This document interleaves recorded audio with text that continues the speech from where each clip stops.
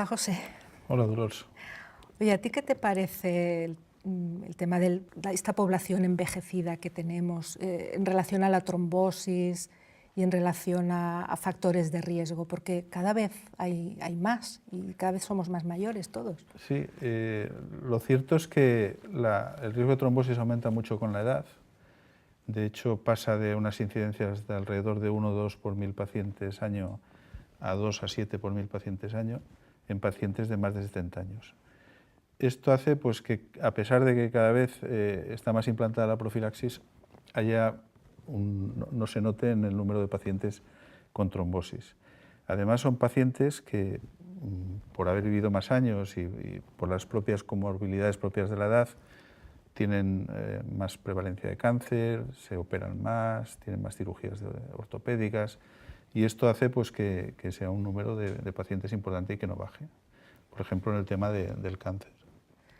A mí me preocupa un poco el tema de la profilaxis, ya no solo en pacientes con cáncer, sino en pacientes en general, porque así como en cirugía ortopédica a lo mejor está muy establecido qué hay que hacer, pues cada día está habiendo intervenciones más cortas, cirugía mayor ambulatoria, los pacientes se van a casa muy pronto.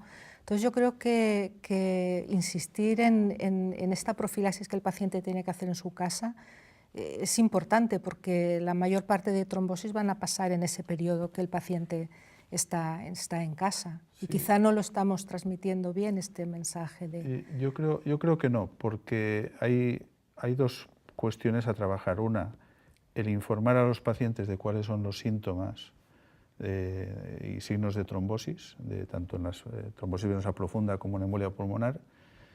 Y la otra cuestión es que los propios profesionales sanitarios les den esta información, porque realmente, igual que se les dice después de una cirugía o después de haber hecho tratamientos con quimioterapia, que si tienen fiebre acudan al hospital, porque puede ser una cosa importante, no se les explica que si se le hincha una pierna o notan dificultad respiratoria, dolor torácico, también tienen que venir, porque puede ser una trombosis.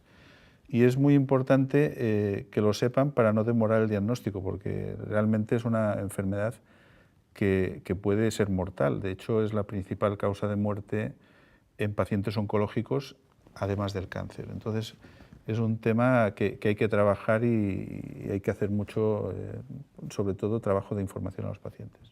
Seguro. Y además, hoy en día que tenemos de cara al diagnóstico unas técnicas radiológicas estupendas que nos permiten diagnosticar muy bien las embolias pulmonares, las trombosis. Esto a la vez también nos lleva a diagnosticar trombosis que han pasado desapercibidas, como embolismos pulmonares segmentarios o subsegmentarios. Y ahí también tenemos un reto terapéutico, ¿no? Cómo debemos tratar a estos hallazgos radiológicos, ¿no? Sí, porque no hay mucha información específica de este tipo de trombosis que cada vez se ven con más frecuencia. Después también el uso del dímero D en el diagnóstico, quizá lo sabes perfectamente, a todos nos pasa que se está utilizando para lo que no es. El dímero D tiene un valor predictivo negativo, ¿no? Y a veces precisamente en pacientes que tienen más riesgo de trombosis tienen el dímero D alto pues porque son ancianos, porque tienen cáncer, porque han sido sometidos a una cirugía reciente. Entonces también valdría la pena informar bien sobre esto en los servicios de urgencias, ¿no? Que es básicamente donde se utiliza o se interpreta el dímero D. Sí, porque el uso es generalizado y además cuando esto conlleva después la realización de una prueba de imagen, como un angiotac, pues consume recursos sanitarios, tiempo, dinero, etcétera, y es una cosa que no hay que hacer. Entonces, si no hay que hacerla, hay que trabajar para que los profesionales estén al caso de estos. Yo, otro de los temas que veo, sobre todo en el tema del tratamiento, ¿no? El tratamiento a largo plazo, hay unas cuestiones que no están bien definidas, por ejemplo, la duración, ¿no? En trombosis idiopáticas, las guías dicen que si no hay factores de riesgo de hemorragia, que se continúe el tratamiento anticoagulante, pero el tratamiento anticoagulante más utilizado que tenemos hoy en día son los antagonistas de la vitamina K. Sí, y todos sabemos los inconvenientes que tienen, y sobre todo a largo plazo, ¿no? sobre todo si es un paciente inestable, que hay bastantes pacientes que son inestables, un poco no sabes cómo manejarlo, ¿no? Quizá con los estudios recientes con anticoagulantes de acción directa, esto podría ser una solución a este tema, ¿no? Evidentemente hay que investigar más por esta línea, hay que hacer más estudios, pero parece que es una esperanza para proseguir una profilaxis secundaria de manera indefinida, quizá, sí, y estarte tranquilo de que ese paciente no va a volver a hacer una trombosis, minimizando el riesgo de sangrado también. Sí, completamente, ¿no? De acuerdo, porque además tenemos una población de pacientes muy numerosa, que son los pacientes con fibrilación auricular, que en caso de que los controles de anticoagulantes antagonistas de la vitamina K no sean buenos, los podemos cambiar a los nuevos directos. Pero en los de trombosis sí que lo podemos prescribir, pero no están financiados, con lo cual en la práctica el uso es testimonial. Y en esto nos estamos quedando a la cola de otros países de nuestro entorno donde son la práctica habitual hoy en día. Y como bien decías, en el tratamiento a largo plazo, una gran ventaja que tienen es que además se está viendo que con dosis bajas se mantiene eficacia con muy buena seguridad. Entonces, quizás esto acabe siendo el tratamiento de elección en estos pacientes a largo plazo y no los podemos prescribir en este momento. Es una cuestión que debería cambiar. Seguro que sí, porque estamos negando una realidad que son estos fármacos, no podemos prescribirlos con tranquilidad, ¿no? Sí.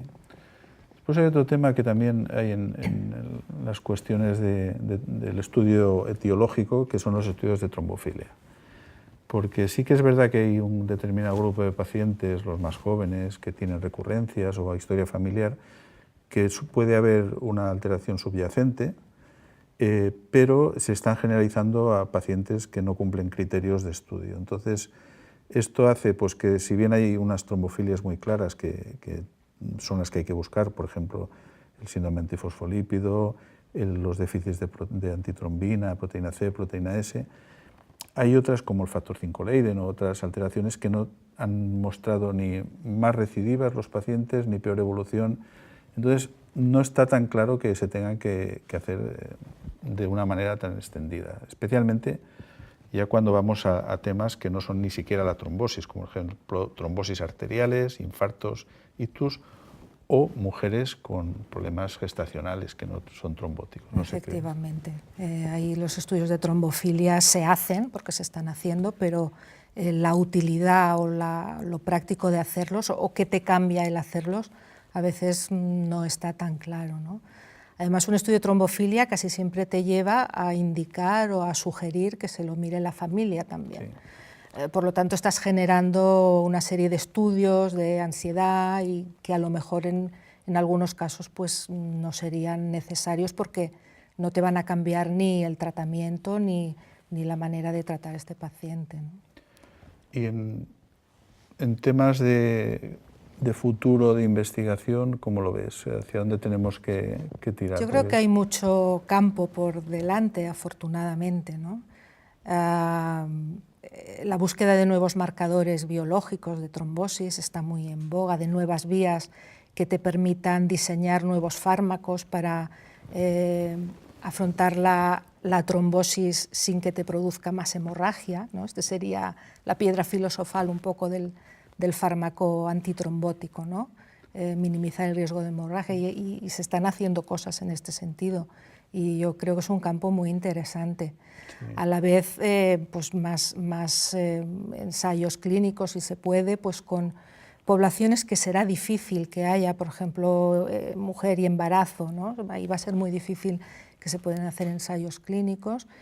Y después también poner en valor la importancia de los registros de pacientes, sí, como podría ser el registro danés, que bueno, a base de reclutar muchos datos de mucha población, pues nos da una información muy importante, ¿no? Información muy interesante sobre cosas que además no se podían ni sospechar. No somos muy conscientes, pero desde unos años hasta ahora prácticamente todos los datos están informatizados.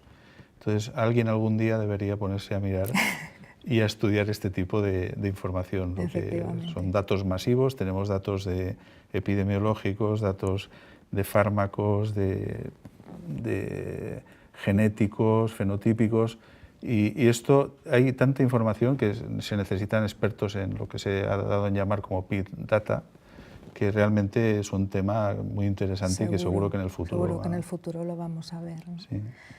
Yo quizá, por último, lo que sí querría comentar es el papel de las sociedades científicas, ¿no? en estos temas, ¿no? Sí. Es decir, que a nivel de, como es la Sociedad Española de Trombosis y Hemostasia, pues a nivel de difusión, a nivel de investigación y todo el trabajo que está haciendo pues para conocer, sí, tratar y diagnosticar. Es fundamental porque además son los que tiran del conocimiento, las sociedades científicas que organizan congresos donde compartir conocimientos, favorecen investigación, ayudas, etc.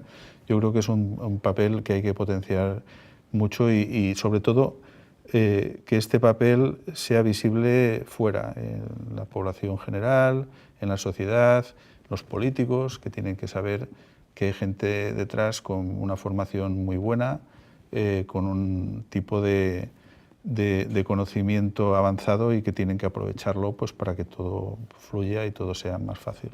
En este sentido, iniciativas como el Día Mundial de la Trombosis yo creo que son muy buenas porque sí, dan este punto de visibilización a nivel de la población general y también de los políticos. Sí, sí, sí. Es uno de los movimientos que este año será la 5ª edición, que además coincide con el congreso nuestro, el 13 de octubre, que es el día de nacimiento de Virchow. Y realmente lo que se pretende con esto no solo es dar conocimiento, que sí, sino hacer presión, entendida como un lobby de presión en las autoridades europeas, mundiales en general, para que den recursos a investigar este tema, que no ha estado como los temas principales de investigación en medicina, en salud, en los últimos años, a pesar de la mortalidad y todo lo que hemos estado hablando que puede conllevar. Bueno, Dolors, ha sido un placer hablar contigo de estos temas, que son de interés para todos. Igualmente para mí, un placer, José. Eso.